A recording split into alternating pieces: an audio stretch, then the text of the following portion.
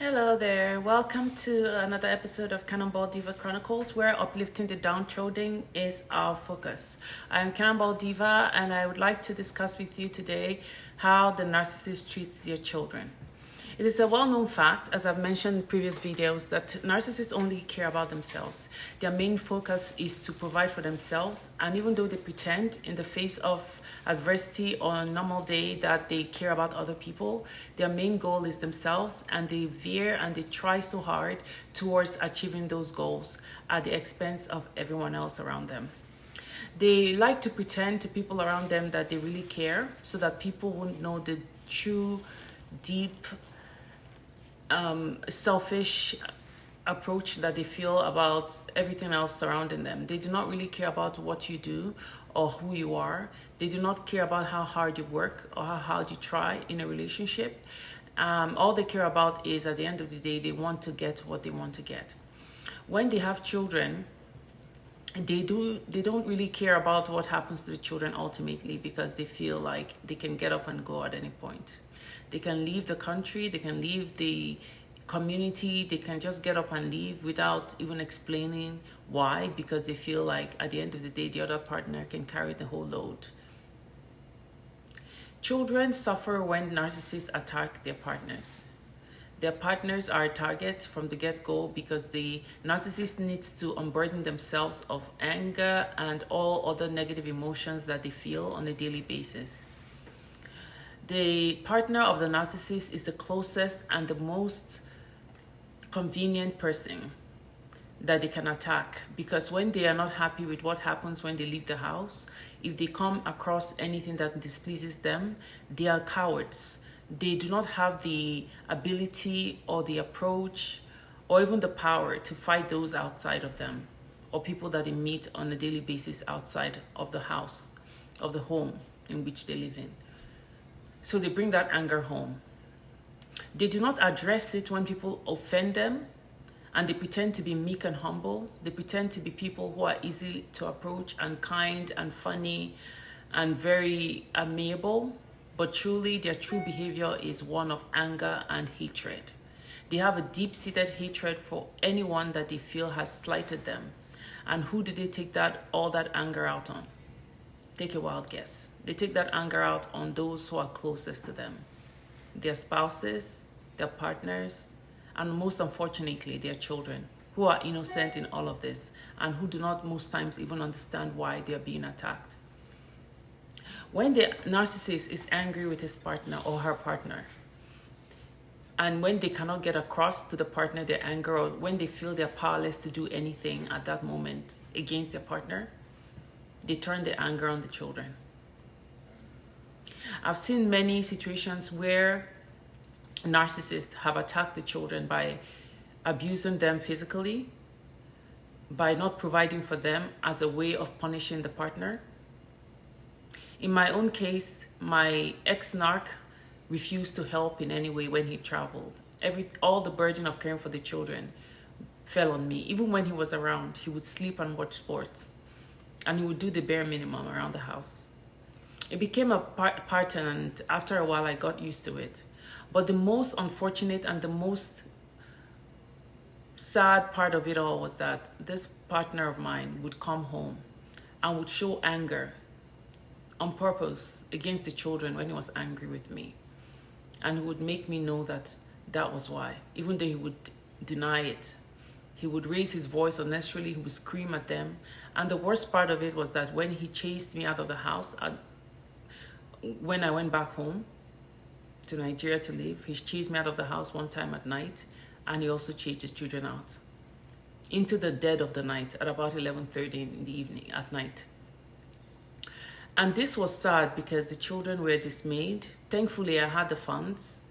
Being that I'd already lived in Canada, I had my credit cards. I was able to put them in a hotel, in the 5-star hotel that night, because obviously I wanted them to have the best.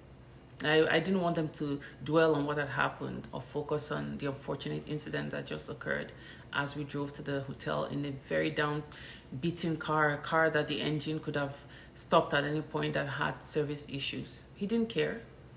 All he cared about was that I'd looked through his luggage. I was trying to help him get his clothes all arranged in the closet while he was out, just to help out, to make sure his clothes were in the right place when he got home. And I'd seen some receipts where he had bought jewelry for someone else that wasn't me.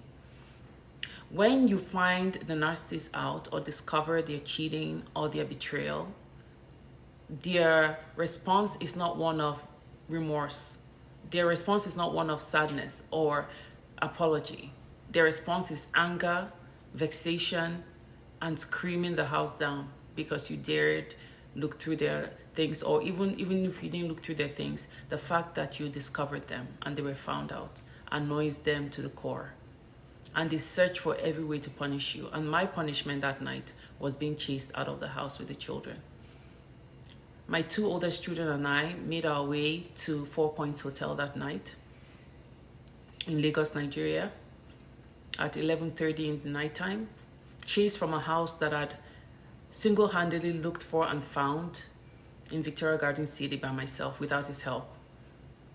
I was the one that found that house. I was the one that put everything together in that house, all the furniture. I was the one that called the painters to paint that house. I was the one that made sure that everything was in place. He paid the rent, but I also paid for other things around the house, like all the decorations and everything else. But when he was chasing me out that night, nothing else mattered but satisfying his anger, feeding that demonic anger, giving it a place, and displacing me and the children instead. As we drove to the hotel, one of my children asked me, "Mom, is it not time to go back to Canada? What are we even doing here? It's obvious that we're not wanted here anymore." My heart was pounding so loud, like I could not even speak, because I knew at that point that if I said something, I would only say something that could probably make them feel worse, because I had all sorts of thoughts in my mind, and I was just so angry and disappointed and afraid, and so many emotions just went through my mind. I didn't know what to do. I didn't know who to call. And most importantly, the worst feeling of all was I was ashamed. I was ashamed of myself. I was ashamed of how had I ended up in this kind of situation. How had I placed myself and my innocent children in this situation? I blamed myself for being chased out, even though I knew I did nothing wrong. I blamed myself for allowing myself to be deceived to that point where I had now been chased from my home at night with nowhere else to go. Even though I had friends, being that I grew up in a house where privacy is very important, and we don't really believe in staying in other people's homes if you can help it, I made my way to the hotel and I paid for one night. Then that night cost me about 75,000 naira a night, and I would say that was about in 2012, and that amount now would have probably been equivalent to what would be about maybe 200,000 today, or maybe, let's say, roughly $600 a night. But whatever the case may be, I was so sad, not just for myself, but for my innocent children who had been put in this situation. My 2 younger ones, thankfully, were sleeping, and I wondered what he would have done if they were awake. Would he have chased them out with me as well? My 6-year-old and my 2-year-old were asleep. When the narcissist is angry, he doesn't really care, or she doesn't really care who suffers. All they care about is satisfying that anger. I heard that night as he walked around looking for me, because I had to run into the car and hide, because I could see how angry he was. When I realized that his voice was raising, and he was raising his voice, I ran into one of the vehicles, and the vehicle that I eventually used in driving away from that house, it was a Sequoia, big enough for me to hide in the back. I hid in the back of that Sequoia, and I cowered down and I called my brother in London to tell him what was happening, because I at that point I didn't know who else to call. He asked me what was happening, and I told him, and he said, "Is that him at the background?" He could hear the voice of this man who had become an animal, a raging animal, screaming the whole compound. "Where is she?" Screaming, "Where is she? Where is she? Where is she?" And the more he screamed, the more I cowered down in the back seat. What was my offense? That I'd discovered him or I'd found him out? When a narcissist finds out that you are getting closer to knowing who they truly are, when they find out that you are beginning to discover how deceitful, how betraying, how dishonest, how wicked they are. Instead of them trying to make amends, they look for ways to attack you. Because that masks that they're wearing, you want to reveal them. You want to reveal their true nature. And anyone who tries to reveal their true nature becomes their enemy. The narcissists, and most narcissists have very similar traits. They are covert narcissists. And I believe that my ex-partner was a covert narcissist. To the outside world, they were quiet and calm. But inside the house, they were something else. A malignant narcissist finds it more difficult to pretend. A malignant narcissist is able to do whatever they want to do at any point. I think they come close to being a psychopath, really. A covert narcissist is more dangerous because sometimes you can't really place or put your finger on exactly what is wrong or what is going on. They're able to plot and plan and scheme their way when they plan against you or when they plot against you, that sometimes what they do to you seems to you almost as if it's by chance. But trust me, every single step that they take against you has been plotted and planned out, strategized over weeks and months, because a narcissist never ever forgives. Whatever you do to a narcissist, remember that. No matter how many years have passed, no matter how many months have passed, no matter how much you've tried to make amends for your mistakes or things that they assume to be mistakes that you made against them, or maybe wrongdoings or you've done against them, they never ever forgive you. They have that at the back of their mind, and they punish you over and over and over and over again for that same error or mistake that you may have made. You may have apologized many times, accepted your wrongdoing, and come to them to tell them that you're sorry. And they might accept your apology to your face, but then really they are plotting against you, and they're looking for the best chance to show you just how much they hate you for whatever you've done to them. Being chased out at night, I believe, was one of those moments where I knew he was punishing me for something I just could not remember what I had done. But I knew he was punishing me for something that had happened many years ago. The Bible tells us in Psalm 127 verse 3 that children are a gift from God. The reward of the womb is a gift from God. God does not want his children to suffer. For many years, I debated about leaving my marriage, even from the first to second year. It's a wonder that I stayed for 24 years. Many years I wondered how I could manage to keep staying, because many people would talk to you about, the sanctity of marriage, God doesn't want divorce. But you look at the children. God doesn't want his children to be put under any situation that would endanger them psychologically, physically, mentally, or otherwise. Because when the Bible tells us that if any of us hurts as much as any one of God's children, that it would be better for them to tie a stone or a rock around their neck and sink to the bottom of the sea. When a narcissist attacks children, he's doing the deed of the devil, because the devil doesn't care about anyone. The devil hates God's children with a passion. And the devil's goal is to destroy every child of God if given the opportunity. The narcissist's way of showing that he's angry is trashing out and hating and attacking everyone around him. I heard of a recent story of a shooter who was mentioned by one of the narcissist, I would say the narcissist experts, or a narcissist recovery expert, his name I believe is Harry Over the Top. If you want to know more about narcissistic personalities, he's a good resource. He was also in a marriage for about 25 years.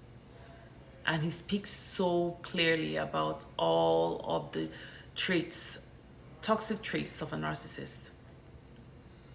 He's a man, and his narcissist, or his ex-narc, was a woman, obviously. But he talks about her. When I hear him speak, it's almost as if I'm looking at a mirror, because reflecting that mirror, obviously reflecting on my ex, because it's just like they all have similar traits. He spoke about a man that was, I think it was sometime in the state. I don't remember the year, but it was over 9 or 10 years ago. He was a sniper who went on a rampage to shoot people in a gas station, that he just slouched down his car and was just picking out people and just shooting them at random, because they looked at him as maybe just at that point nobody knew why he was doing that. Maybe he was a mass shooter, but he was a black man, and it's not so common to see black men as mass murderers or mass shooters. He just kept shooting everybody, picking them off one after the other as they walked to pay their gas bill in the gas in the shop, in the gas station. And he mentioned one thing that was like so alarming to me. This man who was killing all these people or shooting them was so angry that he could not get to his ex-wife. His wife had left him and he had threatened her life, but she managed to escape him and ran off and ended up eluding him. And out of anger and frustration, he decided to take his anger out at innocent passerbys or bystanders, people that were just going about their daily activities and had no idea that it was a maniac slouching in a car, venting and trying to wield his anger on them. Misplaced anger that had nothing to do with them. That's how the narcissist is. The narcissist will attack anyone that he's able to. If you ever see a narcissist attacking anyone bigger or smarter than him, that would be surprising, because the narcissist chooses those to attack. He can only choose to attack someone that's close to him that he's tried for years to break down. Tries to break down your self-esteem. When he sees it's not working, they get angry and they try everything else. They try insults, put downs, you know, they try all sorts to break that person down. And when they see that's not working, they punish that person by either making themselves very scarce, punishing the person by their absences, punishing the children by their absences, not doing their part for the family, leaving all the burden to one person, and not caring what happens. But they will show up to complain if anything goes wrong. If that one person struggling with the load made a wrong choice or made a misstep, they will show up to complain. And that was one of the reasons I blocked the narcissist, because they will show up to complain on the phone about what happened to this. Meanwhile, no child support payments coming through for the past 2 years, not even a dime. They don't call to check on the kids. They don't call to see how anybody's doing, but they would call to complain. Oh, they saw something on the email. Please call and explain. And do I return their call? You can bet not. I block their number and I do not return their call. As a matter of fact, I changed my number. The narcissist is very vindictive. They are very vindictive and angry people. When the children are seeking for help, when the children want something, they come to the mother usually. In a narcissistic relationship, when the narcissist sees that the children are, maybe they're more dependent on their partner, even though they know that it's because the partner is reliable, they resent that partner for that.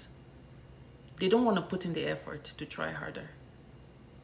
They don't want to do what it would take to make the children, endear the children to them. But they don't want to make any effort whatsoever, but they have that reaction. They have the reaction of feeling angry or resentful towards the other partner for putting in the time and the effort that it took for the children to be endeared to him or her.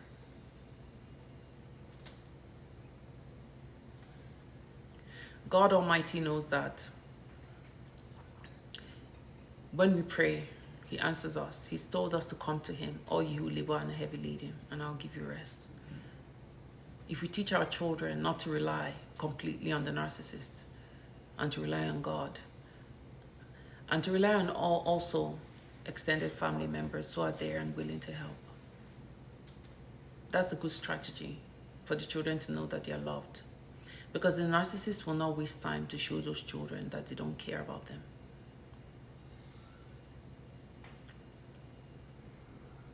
Many a times, my children have told me not to worry about the narcissist. He doesn't want to be here, Mom, they would say.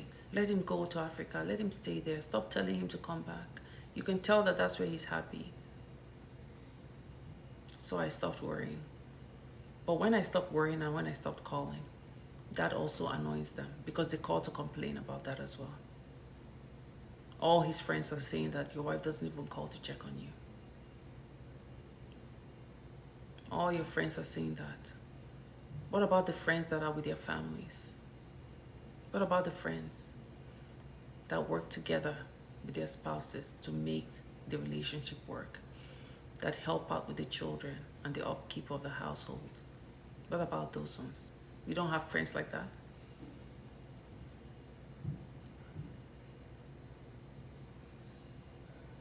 At the end of the day, these children, like I said, are a gift from God. And it's our responsibility as parents who have been given these children to do everything in our power with the help of God to bring them up in the fear and admonition of Christ. I tell my children that psalm, the children of the Lord, we are called of the Lord, and great is our peace. For my children shall be like trees planted by rivers of waters that bears fruit in all seasons. Whatever their hands shall do shall prosper, and their leaves shall never wither. I try to bring my children up on that fear and admonition of Christ, because I can tell clearly that the narc does not care about that. Doesn't care about their future. Doesn't care about the long-term consequences of how they yell or scream. They don't care if the children are hearing them shouting. In fact, that's what they want. They don't care if the trauma of constant screaming has long-term implications for the children. They don't care about that. All they care about is relieving their anger when they're angry.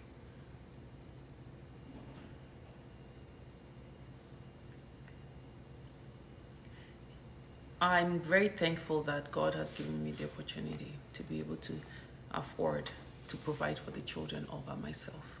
Many people say, go after him, let him pay child support. After all, you have children that are just turned teenager. You have children that are young. Doesn't he know? Well, if it's going to take me saying it to remind him and he doesn't know right from wrong, let it be, because to him, money is of utmost importance, like I said. He wants to keep all his money to himself. So I decided not to push or press for his help. I decided to work hard and pray hard for God to intervene and help with the bringing up of my children. For the children that God has given me are his children, first and foremost, they are his children. And he's going to take care of them for me. So I do not rely on man, but God. So therefore, that's why I decided not to pursue asking for child support. Another reason why I chose not to pursue child support was this man called one of my children when I went up not to work, when I didn't return when he expected I would return, because he was there with them. He was rushing to go back to Africa. He left them, and then when he called in and saw that I still hadn't returned because my plane wasn't scheduled to leave up north in the small town where I was working. They don't have scheduled flights every day. Their planes are like small planes and they don't have scheduled flights all the time. He left anyway and sent one of them a message by text. Well, if your mother doesn't come back in the next few days, I'm going to call child protective services to come and take you guys, and you'll end up in a foster home. Tell me, who does that? What kind of a parent does that? My 14-year-old son sent me a message, said, Mom, is it true that we're ending up in a foster home? I had to cut short my work assignment, and I came back. At least I was working. Where he was going, I don't know. Can you imagine someone saying that to their own child, that they were going to end up in a foster home just because he did not get the response he wanted from me and I did not return when he thought I should or asked me to? He eventually did call Child Protective Services on a different occasion. This time around, I didn't budge when he threatened. Oh, I'm going to call Child Protective Services. You're not doing your job. You're going to... After staying with the children for a month. Meanwhile, I've been with the children for months. 7 months during COVID, he didn't come home. I wasn't surprised when I got a letter on the front of the door when I went to see the children, saying that somebody from CPS has showed up. I called this lady and I explained my position to her. I left the house. My son was sick. I was being a guardian over him and watching over him in the hospital and also staying in a hotel nearby to look after him. And these children were supposed to be with their father, but he left them and traveled to Africa. And when he asked for me to come back, and I thought, oh, I'm already taking care of one of them here. You have the responsibility of caring for the other ones while they're there with you. That was his response. Bullying me. Called CPS, and CPS, thankfully the woman just said, I'm throwing it out. She said, because you have a 23-year-old son there. I met him, I spoke to him. Why is he saying there's nobody with them? That was her response to me. I told her, well, I don't know. He's looking for every way possible to punish me for not coming back when he said I should. That is a narcissist for you. A narcissist is vindictive and angry.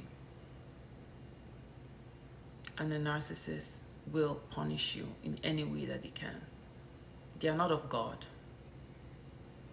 They are not of God. They do not have a godly spirit.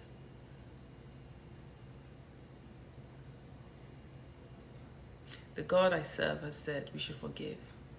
And I know someone reminded me recently to forgive. I don't have any anger over him. I'm not angry. I thank God because God is aware of everything that's happened and it could be worse. I'm not angry, but I want to use this forum to educate those who are going through any kind of situation where you have a pretentious narcissist by your side, pretending to be one thing outside and another thing while he's at home or when she's at home with you. Keeping quiet about it is good. I did for many years, but I want to use my experience as a learning opportunity for others now that I'm out of it. Be prayerful, for with God nothing shall be impossible. God is aware and God will see you through. Thank you for tuning in today to Cannonball Diva Chronicles.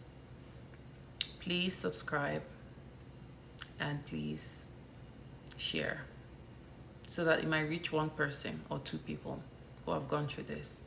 There's a big narcissistic community of people who have gone through it, thousands and thousands that I wasn't even aware of until I started to do my research. So there's help out there, at least something that you could hear that would help from one of us. Thank you again and have a good night.